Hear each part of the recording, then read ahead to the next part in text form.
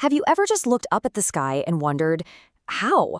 How does a gigantic metal tube stay floating thousands of feet up there, but a simple balloon can just drift away? Well, today we're going to get into it, because the science of getting off the ground is, frankly, just awesome. It really is a great question, isn't it? I mean, you've got balloons, jets, helicopters. They all look and sound completely different. But here's the secret. They are all, and I mean all of them, playing by the same set of physical rules. And that's the puzzle we're going to solve together right now. So the whole field that deals with this stuff is called aerospace engineering.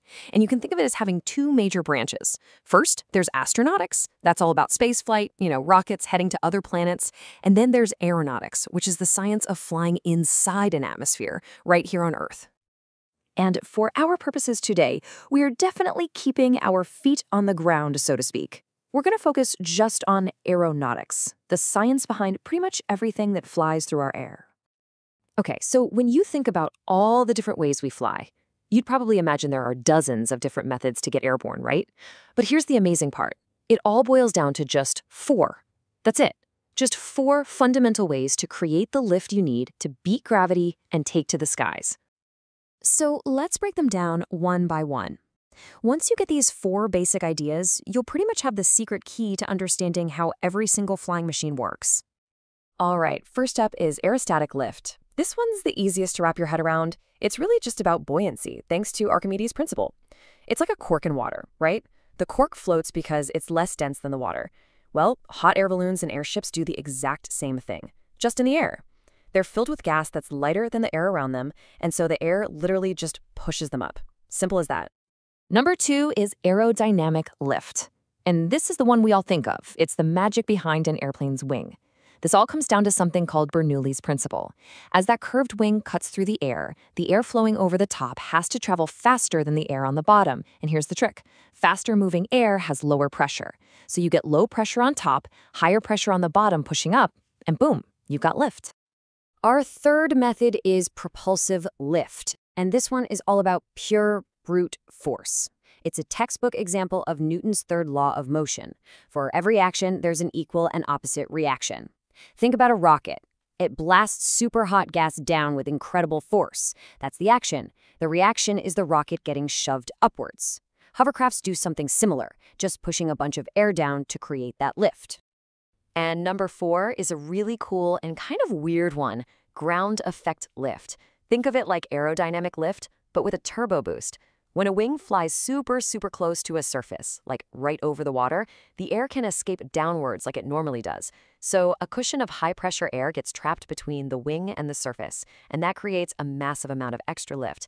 It's not going to get you to cruising altitude, but it's incredibly efficient for skimming along a surface. Okay, let's just take a second here, because this table really pulls it all together. You can see our 4 types of lift, right? And what's so cool is that each one relies on a completely different law of physics. Aerostatic is pure buoyancy. That's Archimedes. Aerodynamic is all about pressure differences. That's Bernoulli. Propulsive is raw action-reaction power, thanks to Newton. And ground effect is that clever, modified version of Bernoulli's principle. It's like 4 different problems with 4 totally brilliant solutions. Now, I want to zoom in on that second category, aerodynamic lift, because that's where we find most of the things we actually call aircraft. But even inside this one group, there's a really important split we need to talk about. And that split is between fixed wing and rotary wing. With a fixed wing plane, like a jetliner, the wing is just fixed. It doesn't move. The entire plane has to race forward to get air flowing over it to create lift. But with a rotary wing aircraft, like a helicopter, the wing itself, which we call a rotor, is the thing that spins. And that means it can create lift even if the aircraft is just sitting still in one spot. But wait, it gets even more interesting. Inside that rotary wing family, there's another split. In a helicopter, you've got a big engine that's actively forcing the rotor to spin. But in a gyrocopter, which is super clever, the main rotor isn't powered at all. It just spins freely, like a pinwheel in the wind, because a smaller propeller in the back is pushing the whole thing forward. So we have all these nice, neat categories. But you know what engineers love to do? They love to blur the lines. And that brings us to some of the coolest, most forward-thinking machines in the sky, hybrid aircraft. This is where engineers started asking a really exciting question. What if you could have the best of both worlds? What if you could take off vertically from anywhere, like a helicopter, but then cruise with the amazing speed and efficiency of an airplane? Well, that's the whole idea behind these incredible hybrid designs. And probably the most famous and successful example of this idea is the tilt rotor. The perfect example is the amazing Boeing Bell V-22 Osprey. It is, quite literally, a transformer that flies.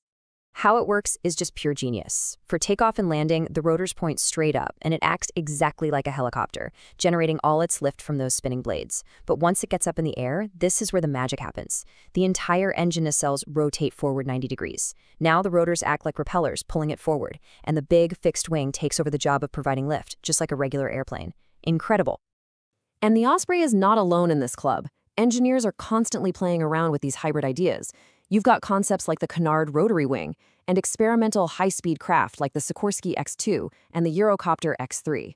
They're all trying to smash the old boundaries by combining different ways to fly. Okay, so let's pull all the way back now and just look at the big picture of what we've talked about. We've really gone from the highest level ideas all the way down to some seriously specific and cool technology.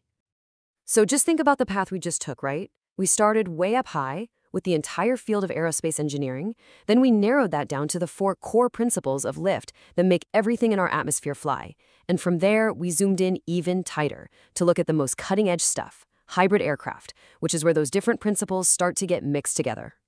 When you think about it, we've spent more than 100 years mastering these 4 ways to fly, first on their own, and now we're getting really creative about combining them. And that leaves us with one really exciting final question. If this is what we can do by mixing just 2 of those principles, what happens next? What incredible, mind-blowing new ways to fly are we going to unlock as we keep mixing and matching the fundamental forces of flight?